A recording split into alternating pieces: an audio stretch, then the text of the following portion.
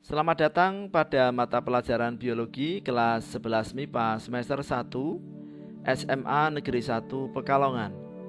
Pada kesempatan kali ini kita akan mempelajari materi bioproses. Tepatnya adalah sintesis protein.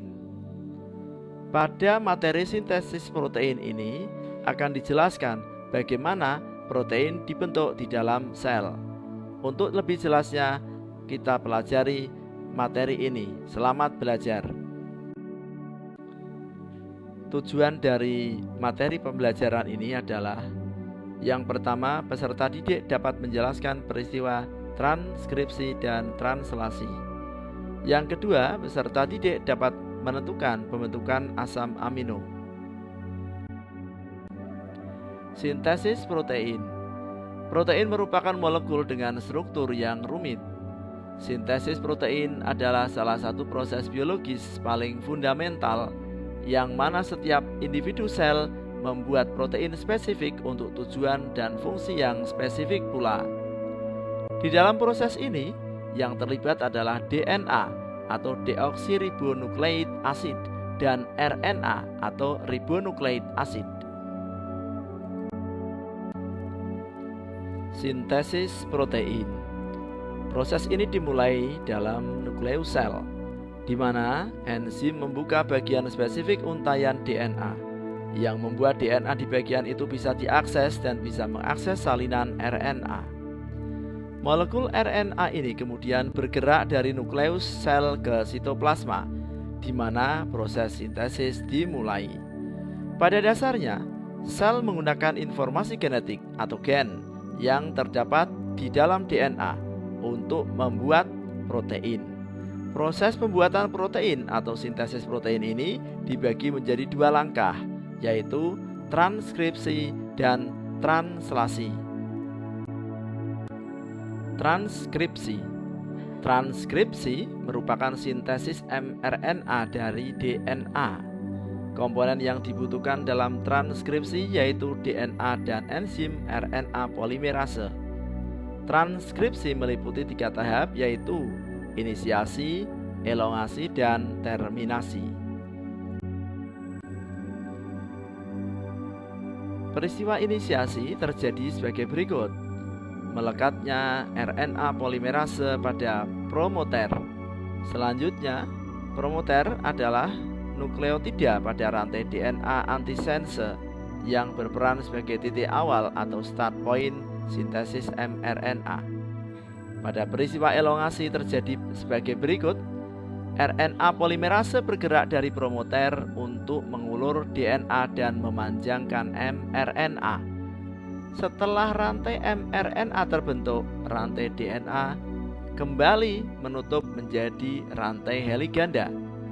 Peristiwa terakhir adalah terminasi dengan kejadian sebagai berikut: RNA polimerase mentranskripsi terminator. Terminator merupakan urutan nukleotida yang memberi kode proses transkripsi berakhir. Selanjutnya, rantai mRNA dan RNA polimerase terlepas dari rantai DNA. 3 tahap transkripsi dapat diringkas sebagai berikut. Yang pertama, peristiwa inisiasi. RNA polimerase melekat pada promotor DNA. Pita ganda terpisah dan sintesis mRNA dimulai.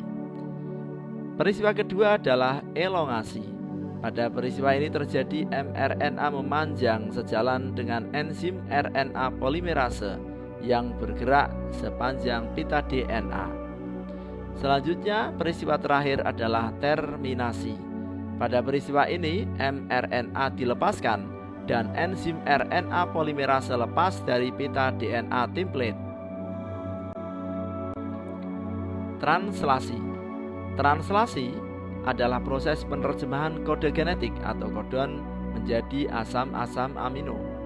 Prosesnya adalah sebagai berikut. Pertama, tRNA membawa asam amino sesuai dengan kode genetik atau kodon. Selanjutnya, enzim aminoasil tRNA sintetase menggabungkan tRNA dengan asam amino. Selanjutnya, translasi terjadi di ribosom.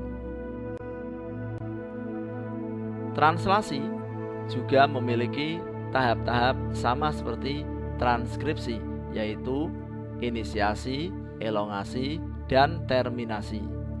Pada peristiwa inisiasi adalah sebagai berikut: ribosom berikatan dengan mRNA. Kemudian translasi dimulai dengan kodon AUG atau start codon. AUG adalah kodon untuk asam amino metionin. Pada peristiwa elongasi, terbentuknya ikatan peptida yang menggabungkan peptida dengan asam amino baru. Proses tersebut berlangsung sampai semua kodon diterjemahkan. Pada peristiwa terminasi, elongasi berakhir jika terdapat stop kodon, yaitu UAA, UAG, dan UGA. Polipeptida yang terbentuk melepaskan diri dari ribosom menuju sitoplasma. Kode genetik atau kodon. Rantai DNA atau RNA memiliki urutan basa nitrogen sebagai berikut. Untuk DNA, terdiri atas senyawa purin dan pirimidin. Senyawa purin terdiri atas adenin atau biasa dengan singkatan A, dan guanin atau disingkat G. Kemudian pirimidinnya terdiri atas timin atau T dan sitosin atau C. Sedangkan RNA juga sama memiliki senyawa purin dan pirimidin. Untuk purin terdiri atas adenin atau A dan guanin atau G. Sedangkan pirimidinnya terdiri atas urasil atau U dan sitosin atau C. Setiap asam amino dikode oleh 3 basa nitrogen yang biasa disebut dengan istilah kode genetik atau kodon atau triplet. Misalnya, kodon UUU akan menghasilkan asam amino fenilalanin. Tabel kodon dan asam amino. Perhatikan baik-baik bahwa setiap asam amino dikode oleh triplet atau kodon atau 3 basa nitrogen. Seperti yang sudah saya jelaskan pada slide sebelumnya, bahwa kode genetik UUU akan menghasilkan asam amino fenilalanin. Kita lihat bahwa ada asam amino yang dikode oleh 1 kodon. Ada pula asam amino yang dikode oleh 2 kodon. Ada pula asam amino yang dikode oleh 3 kodon, dan selanjutnya kalian bisa perhatikan pada tabel berikut ini.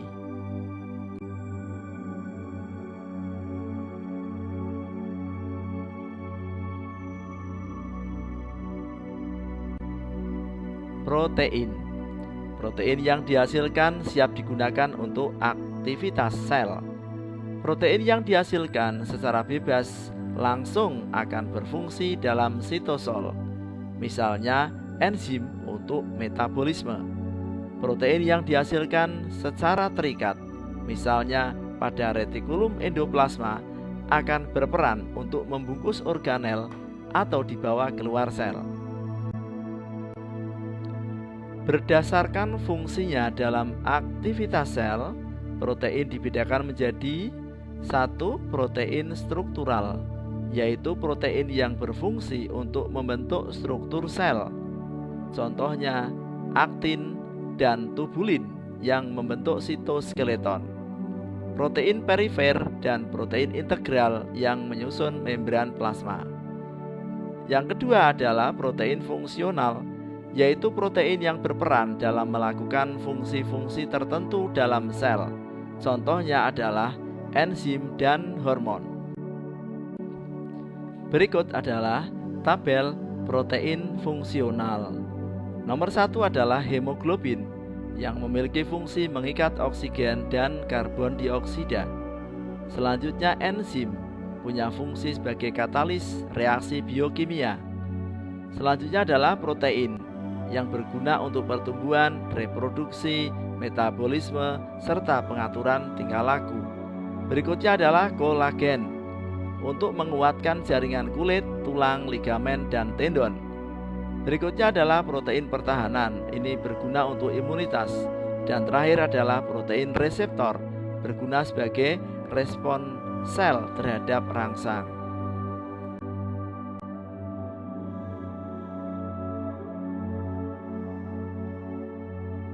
Here is a cell, the basic unit of all living tissue. In most human cells, there is a structure called the nucleus. The nucleus contains the genome. In humans, the genome is split between 23 pairs of chromosomes. Each chromosome contains a long strand of DNA, tightly packaged around proteins called histones.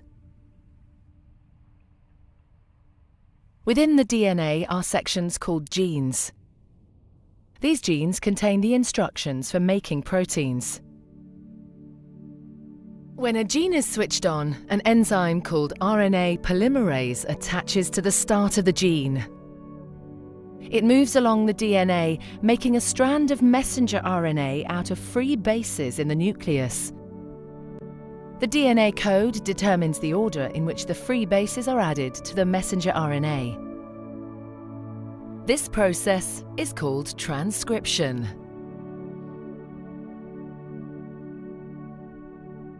Before the messenger RNA can be used as a template for the production of proteins, it needs to be processed.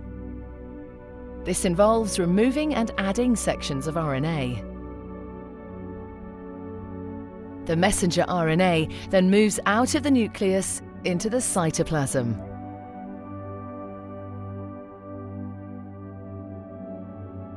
Protein factories in the cytoplasm, called ribosomes, bind to the messenger RNA. The ribosome reads the code in the messenger RNA to produce a chain made up of amino acids.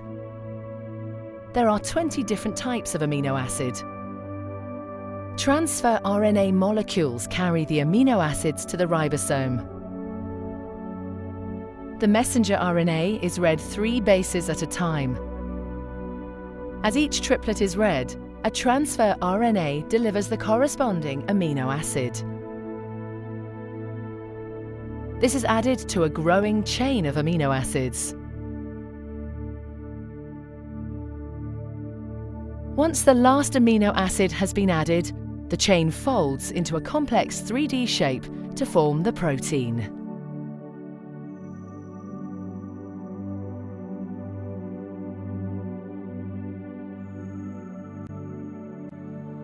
Demikianlah materi tentang sintesis protein pada kesempatan kali ini.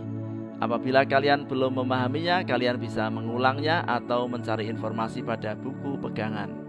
Selamat belajar, semoga sukses dan jaga kesehatan selalu.